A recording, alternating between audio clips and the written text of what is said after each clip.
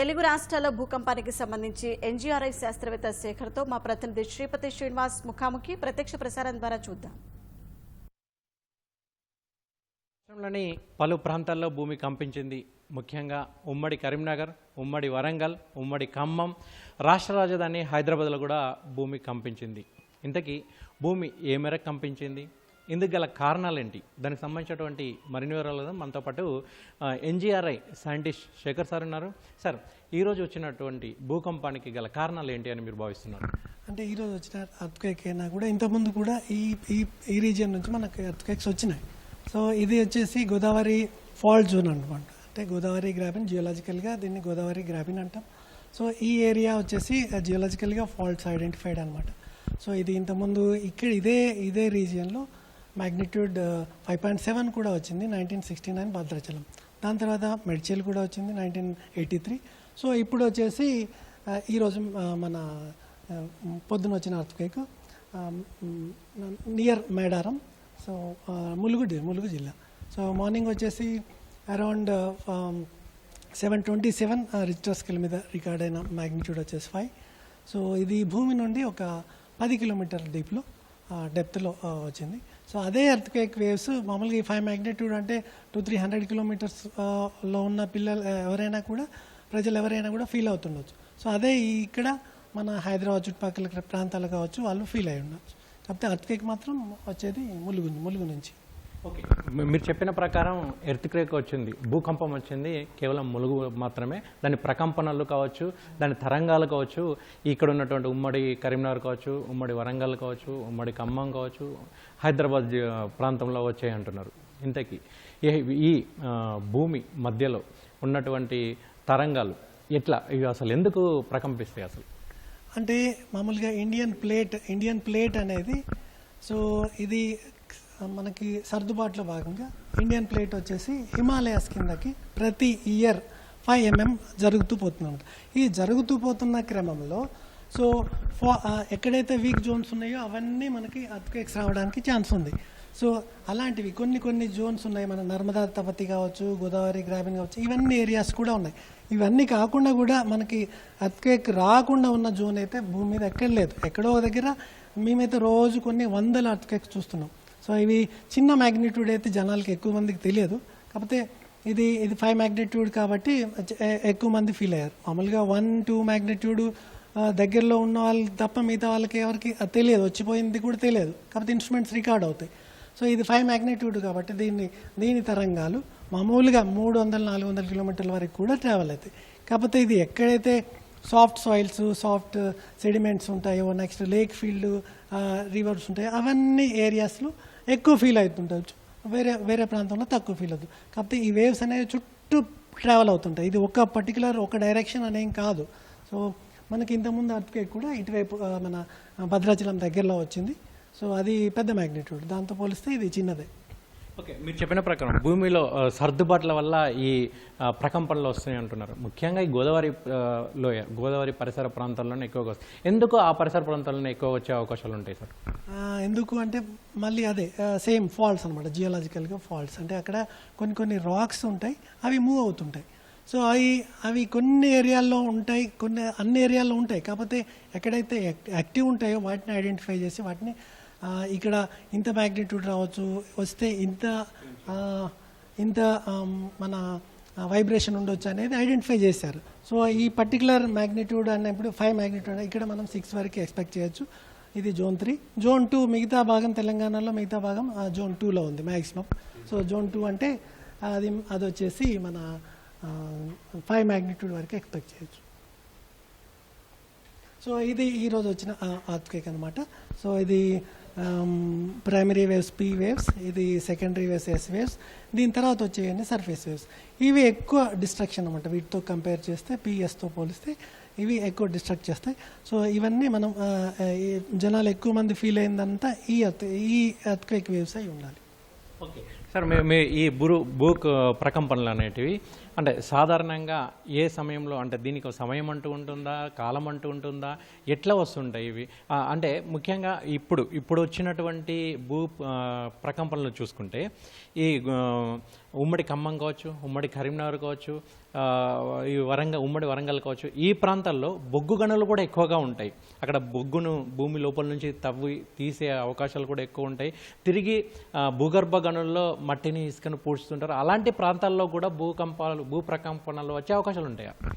అంటే ఇప్పుడు మనం ఈ విషయం మాట్లాడాలంటే 1969లో అర్త్క్వేక్ వచ్చింది, అది 5.7 సేమ్ ఏరియా. సో అప్పట్లో ఇన్ని గనులు కానీ ఇంత మాన్యువల్ యాక్టివిటీ ఏం లేదు. సో అంటే ఇక్కడ ఆల్రెడీ ఇది ఎర్త్క్వేక్ వచ్చేసి అప్పుడు ఇది 30 కిలోమీటర్స్ డెప్త్ అనమాట. మనం ఏదైతే ఈ మైనింగ్ కానీ ఇవంతా ఫ్యూ మీటర్సే ఉంటుంది, కొన్ని మీటర్ల ఎఫెక్టే ఉంటుంది. సో ఇది ఆల్రెడీ ఫాల్ట్ జోన్ కాబట్టి ఇక్కడ మీరు ఎఫెక్ట్ ఉన్నా లేకపోయినా కూడా ఎర్త్క్వేక్స్ రావడానికి అయితే ఛాన్స్ ఉంది. సో ఇది గోదావరి గ్రామీణ అనేది వెల్ నోన్ ఫాల్ట్ జోన్ అనమాట.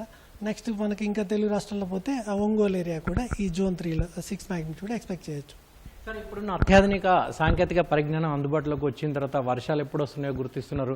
అలాగే ప్రకంపనలు ఎప్పుడు వస్తాయి అనేది ఎందుకు గుర్తించలేకపోతున్నారు ఇంకా ఇప్పటికీ? వర్షాలు కానీ శాటిలైట్ మానిటరింగ్ నుంచి చేస్తారన్నమాట. సో అది ఎక్కడ అనేది మనకు ఆల్రెడీ నోన్, ఎక్కడ వేవ్స్ స్టార్ట్ అయినాయి, ఎక్కడ పీడనం అధిక అల్పపీడనాలు ఎట్లా ఉన్నది అవుతాయి. కాకపోతే ఇదేంటి అంటే ఇది ఎర్త్క్వేక్స్ మనం ఇప్పుడు 10 కిలోమీటర్ చెప్పాం కానీ ఎర్త్క్వేక్స్ వచ్చేసి మ్యాక్సిమం 200-300 కిలోమీటర్ డీప్ వరకు పోతాయి. అదే ఎక్కడైతే మనం ఫాల్ట్, మన ప్లేట్ బౌండరీస్ అంటాము. సో మనము ఇప్పటి వరకు ఉన్న నాలెడ్జ్ ప్రకారం మనం అంత డీప్ నాలెడ్జ్ లేదు. నెక్స్ట్ మీరు ఆల్రెడీ అడిగారు ఇంతమంది ఏ టైంలో వస్తుంది, దానికి ఒక టైం లేదనమాట. అది మామూలుగా అది కంటిన్యూస్ ప్రాసెస్, ఎప్పుడు స్ట్రెస్ ఉంటుంది, అది ఎప్పుడైతే ఆ లిమిట్ దాటిపోతుందో అప్పుడు అది రిలీజ్ అవుతుంది. సో అందుకని మనం మార్నింగ్ వస్తుందా, నైట్ వస్తుందా, ఏ టైంలో వస్తుందా అనేది చెప్పలేము. ఓకే, ఈ ప్రకంపనలు ఇప్పుడు మనం ఈ రోజు చూసినటువంటి ప్రకంపనలు చూసుకుంటే చాలా ప్రాంతాల్లో కూడా వచ్చాయి కదా. అంటే ఈ రిక్టర్ స్కేల్ మీద ఇవి మళ్ళీ తిరిగి నమోదయ్యే అవకాశాలు ఉన్నాయి. మళ్ళీ తిరిగి భూమిలో సర్దుబాట్లు అనేది క్రమంగా జరుగుతూనే ఉంటాయి. ఇప్పుడు కాస్త ఎక్కువగా అనిపించినప్పటికీ తర్వాత స్వల్పమైనటువంటి ప్రకంపనలు వచ్చే అవకాశం ఉందా? ఉంది. అంటే ఇప్పుడు ఇది మొత్తం మనం ఇది చూస్తే ఇది తెలంగాణ, ఆంధ్రాలో ఇది జోన్ 2. సో ఇది 5 వరకు రావచ్చు. సో అంటే హైదరాబాద్ రావచ్చు, ఎక్కడైనా కూడా 5 మ్యాగ్నిట్యూడ్ వరకు రావచ్చు. సో అందుకని మనం దీన్ని ఈ ఏరియాలో ఉన్న వాళ్ళు ఏంటంటే ఆ జాగ్రత్తలు తీసుకోవాలి. మన బిల్డింగ్స్ ఎట్లా కన్స్ట్రక్ట్ చేయాలి దాని మీద కాన్సన్ట్రేట్ చేయాలి. కానీ నెక్స్ట్ మనం దాన్ని స్టాప్ చేయడం అనేది ప్రజెంట్ ఇప్పుడున్న సైన్స్ అండ్ టెక్నాలజీతో ఇంపాసిబుల్. ఎందుకు అంటే అది చాలా మైన్యూట్ స్కేల్లో జరిగే ఎఫెక్టు, అది చాలా డీప్లో జరిగే ఫలితం. దాన్ని మానిటర్ చేయడం చాలా కొంచెం ప్రస్తుత టెక్నాలజీతో కష్టతరమైన పని. కాకపోతే మనం ఐడెంటిఫై చేస్తాం ఎక్కడెక్కడ వస్తాయని, ఎంతవరకు వస్తాయని, దాన్ని ప్రికాషన్ తీసుకోవడం బెస్ట్ అన్నమాట. ఓకే, మీరు చెప్పిన ప్రకారం చాలా తక్కువ స్థాయిలో ప్రకంపనలు వస్తున్నాయని అంటున్నారు, ముందు జాగ్రత్తలు తీసుకోవాలంటున్నారు. అంటే ఆ భూమి కంపించే ప్రాంతాల్లో ఇంటి నిర్మాణం ఎట్లా చేయాలని మీరు సూచిస్తున్నారు? సో ఆల్రెడీ మనం జోన్ గురించి మాట్లాడుకున్నాం. ఈ జోన్లో ఎంత ఎర్త్క్వేక్ వస్తుంది, ఒకవేళ ఎర్త్క్వేక్ వచ్చినప్పుడు ఎంత వైబ్రేషన్ వస్తుంది అంటే దాన్ని యాక్సిలరేషన్ అనమాట. ఎంత యాక్సిలరేషన్ జనరేట్ చేస్తుంది అనేది ఆల్రెడీ ఉంది, రికార్డ్స్లో ఉంది, వెబ్సైట్స్లో ఉంది. సో ఇప్పుడు ఆ పర్టికులర్ జోన్ 2 మన హైదరాబాద్ చూసినప్పుడు జోన్ 2 వాళ్ళు ఓ పర్టికులర్ బిల్డింగ్ కట్టుకుంటున్నప్పుడు ఆ పారామీటర్స్ ఇన్కార్పొరేట్ చేస్తే సరిపోతుంది. వాళ్ళ బిల్డింగ్ కోడ్స్లో అది ఇన్కార్పొరేట్ అంటే ఆ స్ట్రక్చర్ ఎట్లా ఉండాలి, స్టీల్, సిమెంట్ మామూలుగా 5 మ్యాగ్నిట్యూడ్ అంటే ఒక స్టీల్ కాంక్రీట్ స్ట్రక్చర్స్కి ఏ డ్యామేజ్ ఉండదు.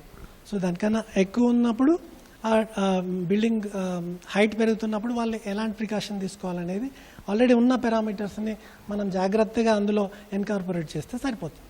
సార్, భూమి కంపించినప్పుడు చాలామంది ప్రజలు భయాందోళనకు గురవుతుంటారు. ముఖ్యంగా కొంతమంది హార్ట్ వీక్ ఉన్న వాళ్ళు కూడా కొంచెం ఏమవుతుందో ఆందోళనకు గురవుతుంటారు. అటువంటి వాళ్ళకు అసలు ఇది సర్వసాధారణమే అని అంటే వాళ్ళు ఎటువంటి జాగ్రత్తలు భూమి కంపించినప్పుడు ఇంట్లో నుంచి బయటికి రావడం, లేదంటే ఇంకెటువంటి జాగ్రత్తలు తీసుకోవాలన్నారు? అంటే మామూలుగా పెద్ద ఎర్త్క్వేక్స్ వచ్చినప్పుడు మామూలుగా బిల్డింగ్స్ పడిపోతాయి. అదే ఎర్త్క్వేక్ మనం బయట ఉన్నప్పుడు పడిపోయినా కూడా బిల్డింగ్కి ఎఫెక్ట్ అవుతుంది, కానీ అక్కడ ఉన్న ప్రజలకు ఏం ఎఫెక్ట్ లేదు. అట్లనే ఎక్కడైతే డెన్స్ పాపులేటెడ్ ఉన్నదో వాళ్ళు ఎక్కువ ఎఫెక్ట్ అవ్వచ్చు. సో మనం ఆల్రెడీ పారామీటర్స్ కన్సిడర్ చేసినప్పుడు మనం పెద్ద ఎర్త్క్వేక్ వస్తుంది, మనం వైబ్రేషన్ అవుతుంది, ఏదో మనం షేక్ అవుతుందని ఫీల్ అయినప్పుడు బెటర్ ఏంటి అంటే ఒక బిల్డింగ్లోంచి బయటికి రావడం బెటర్, ఓపెన్ ప్లేస్కి రావాలి. సో నెక్స్ట్ ఆల్రెడీ ఇప్పుడు ఎక్కడ పెద్ద ఎర్త్క్వేక్ వచ్చింది ఆల్రెడీ, సో అక్కడ ఆల్రెడీ బిల్డింగ్ కొంచెం కొలాప్స్ అయింది, కొంచెం డ్యామేజ్ అయింది, సో అలాంటి దాంట్లో మనం ఉండకపోవడం బెటర్ అన్నమాట. ఎందుకంటే నెక్స్ట్ దాని తర్వాత ఫర్దర్ ఆఫ్టర్ షాక్స్ అంటాం, అవి వస్తూ ఉంటాయి. అది నెమ్మది సడన్గా ఆగిపోయే ఫినామినా కాదనమాట. ఒక 5 magnitude వస్తే నెమ్మది తక్కువ మ్యాగ్నిట్యూడ్తో ఎర్త్క్వేక్స్ వస్తూ కొన్ని రోజుల తర్వాత అది మొత్తం డిసిపేట్ అవుతుంది. సో ఆ టైం మనం కొంచెం జాగ్రత్త తీసుకోవాలి. ఎక్కడ ఎవరైతే ఆల్రెడీ మట్టి రాయి కన్స్ట్రక్షన్ లాంటి ఇల్లులు ఉన్నాయో, ఆల్రెడీ సగం డ్యామేజ్డ్ ఉన్నాయో, వాళ్ళు జాగ్రత్త తీసుకొని కొంచెం అందులో ఉండకపోవడం బెటర్. ఈ రోజు వచ్చినటువంటి భూమి కంపించిన తర్వాత తిరిగి మీరు మళ్ళీ వస్తుంది అంటున్నారు, మళ్ళీ కొంచెం స్వల్పంగా వచ్చే అవకాశాలు ఉంటాయి అంటున్నారు. ఎప్పుడు ఏ సమయంలో వచ్చే అవకాశం, ఎంత కాలం, దానికి ఏమన్నా పీరియడ్ ఏమన్నా ఉంటుందంటారు? పీరియడ్ అనేది కరెక్ట్గా అంటే కొన్ని వారాలు పడుతుండొచ్చు. కరెక్ట్ మన ఇన్ని డేస్ 10 days 15 days అని మాత్రం చెప్పలేము. సో కాకపోతే ఇప్పుడున్న ఇంతకుముందు అయినా జరిగిన ప్రదేశాల్లో కానీ ఎక్కడైనా అబ్జర్వ్ చేసింది ఏంటంటే ఇంతకన్నా తక్కువ తీవ్రతలో రావాలి. Okay, right sir, thank you. ఇది మొత్తానికైతే ఈ రోజు వచ్చినటువంటి భూకంపం తర్వాత తిరిగి మళ్ళీ భూకంపాలు కూడా వచ్చే అవకాశం ఉంటుందంటున్నారు. కానీ అది స్వల్పంగా వచ్చే అవకాశాలు ఉంటుందని కూడా చెప్తున్నారు. ప్రజలు కూడా ఎక్కడ భయాందోళనకు గురి కావాల్సిన అవసరం లేదు. ఎందుకంటే ఇళ్లలో ఉంటే ఇళ్ళ వల్ల ఎవరు మరణించిన దాఖలాలు ఇప్పటివరకు లేవు. భూకంపం వల్ల ఇల్లు కూలి